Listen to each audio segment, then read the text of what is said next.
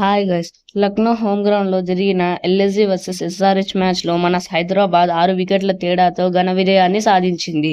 ఈ సీజన్ లో ముందుగా ఎస్ఆర్హెచ్ వర్సెస్ ఎల్ఎస్జీ మ్యాచ్ జరిగినప్పుడు ఎస్ఆర్హెచ్ ఓడిపోయింది. దీనికి ఇప్పుడు సన్ రైజర్స్ రివెంజ్ తీసుకుందని చెప్పుకోవచ్చు.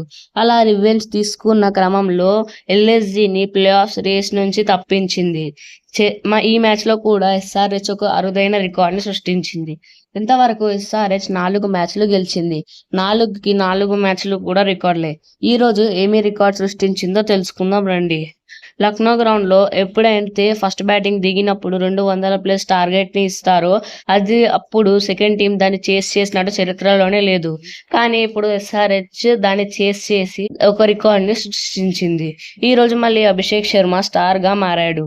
కేవలం 20 బాల్లోనే ఒక 50ని పూర్తి చేసి ఓపెనింగ్ స్టార్ట్ ని అందించాడు. ఎప్పుడైతే అభిషేక్ శర్మని దిగ్విజయ్ షాటి అవుట్ చేసేటప్పుడు మనం అతని నుంచి కొంచెం ఓవర్ రియాక్షన్ ని చూసాము. వెళ్లిపోతున్న అభిషేక్ శర్మని రెచ్చగొట్టడం మనం గమనించొచ్చు. అప్పుడు పెద్ద ఆర్గ్యుమెంటే జరిగింది. ఎంపైర్స్ వచ్చి ఆపవలసి వచ్చింది. అభిషేక్ శర్మ వెళ్లిపోయేటప్పుడు ఇలా పిలక కోస్తా అనే ఒక సింబల్ ని కూడా చెప్పడం జరిగింది. ఎస్ఆర్హెచ్ కొన్ని మిస్ఫీల్స్ కూడా చేయడం మనం చూడొచ్చు. ఇషాన్ కిషన్ కి ఒక ఈజీ స్టంపింగ్ వచ్చినా అతడు చేయలేకపోయాడు. అలా ఇషాన్ కిషన్ తన స్టంపింగ్ లో మిస్టేక్స్ చేసినా సరే తన బ్యాటింగ్ లో దాన్ని రెక్టిఫై చేసుకున్నాడని చెప్పొచ్చు. ఈ రోజు ఎల్ఎస్జీ మ్యాచ్ ఓడిపోవడానికి చాలా కారణాలే ఉన్నాయి. ఎల్ఎస్జీ టీమ్ లో Nicholas Pooran, Markram, Mitchell Marsh ఈ ముగ్గురు తప్ప ఎవరు సరిగ్గా పర్ఫామ్ చేయలేకపోతున్నారు. రిషబ్ పంత్ కూడా బ్యాటింగ్ సరిగ్గా చేయలేకపోతున్నాడు. రిషబ్ పంత్ ఈ రోజు కెప్టెన్సీలో ఒక మిస్టేక్ చేయడం మనం గమనించొచ్చు. అదేంటంటే దిగ్విజయ్ షాటి తన మొదటి ఓవర్లో 6 పరుగులు మాత్రమే ఇచ్చి చాలా మంచి బౌలింగ్ చేశాడు. దాని తర్వాత ఓవర్ దిగ్విజయ్ షాటికి ఇవ్వకుండా రవి బిష్నాయ్కి ఇవ్వడం జరిగింది. దాని తర్వాత అభిషేక్ శర్మ వరుసగా 4 సిక్సర్లు కొట్టి చేజ్ ని చాలా ఈజీ చేసేసాడు. దాని తర్వాత మళ్ళీ దిగ్విజయ్ షాటికి బౌలింగ్ ఇచ్చిన తర్వాత అభిషేక్ శర్మను అవుట్ చేయడం జరిగింది. దాని తర్వాత దిగ్విజయ్ షాటి చేసిన ఓవర్ యాక్షన్ గురించి మనకు తెలిసిందే. ఇప్పుడు మనం పాయింట్స్ టేబుల్ ని చూసుకున్నట్టయితే ఈ మ్యాచ్ కి ముందు సన్ రైజర్స్ హైదరాబాద్ 8వ ప్లేస్ లో ఉండేది. లక్నో సూపర్ జైంట్స్ 7వ ప్లేస్ లో ఉండేది. దాని తర్వాత మ్యాచ్ గెలవడంతో 2 పాయింట్స్ ఎస్ఆర్హెచ్ కు యాడ్ అయ్యాయి. దాంతో 9 పాయింట్స్ కు ఎస్ఆర్హెచ్ చేరుకుంది. కానీ 8వ స్థానంలోనే కొనసాగుతుంది.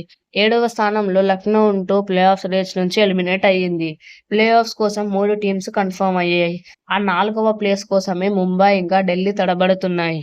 ఢిల్లీకి 2 మ్యాచ్లు ముంబై ఇంకా పంజాబ్ తోనే ఉన్నాయి. ముంబైకి 2 మ్యాచ్లు పంజాబ్ ఇంకా ఢిల్లీతోనే ఉన్నాయి.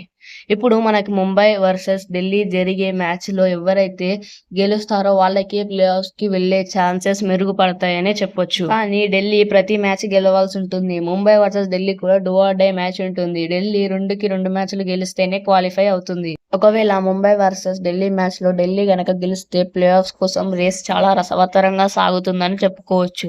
ఇంకా ఫైనల్లీ మీరు దిగ్విజయ్ షాటి గురించి ఏమనుకుంటున్నారో కామెంట్ చేయండి. ఇతను ఇలా సెలబ్రేషన్ అంటే నోట్బుక్ సెలబ్రేషన్ చేసినప్పుడు బీసీసీఐ చాలా సార్లు ఫైన్ విధించింది. అయినా కానీ ఇతడు మారడం లేదు. అభిషేక్ శర్మ వెళ్తూ ఇలా పిలక కోస్తా అని చెప్పడం నాకు బాగా నచ్చింది.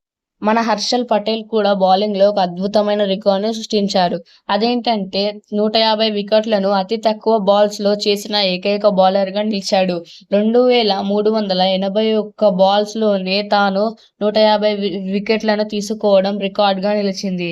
అలాగే ఎస్ఆర్హెచ్ బ్యాటింగ్ గురించి అలాగే దిగ్విజయ్ షాటి యాక్షన్స్ గురించి మీరేమనుకుంటున్నారో కామెంట్ చేయండి. అలాగే అభిషేక్ శర్మ ప్లేస్ లో వేరే ప్లేయర్ ఉండుంటే ఏం జరిగేదో కూడా కామెంట్ చేయండి. Bye. We will meet in next video.